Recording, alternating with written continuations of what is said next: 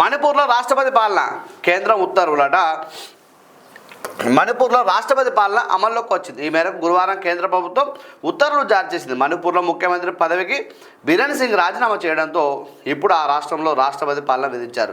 2023 మేలో రెండు జాతుల మధ్య ఘర్షణ చోటు చేసుకుంది. ఈ ఘర్షణలో దాదాపు 250 మందికి పైగా ప్రజలు మరణించారు. వేలాది మంది నిరాశ్రయస్తులయ్యారు.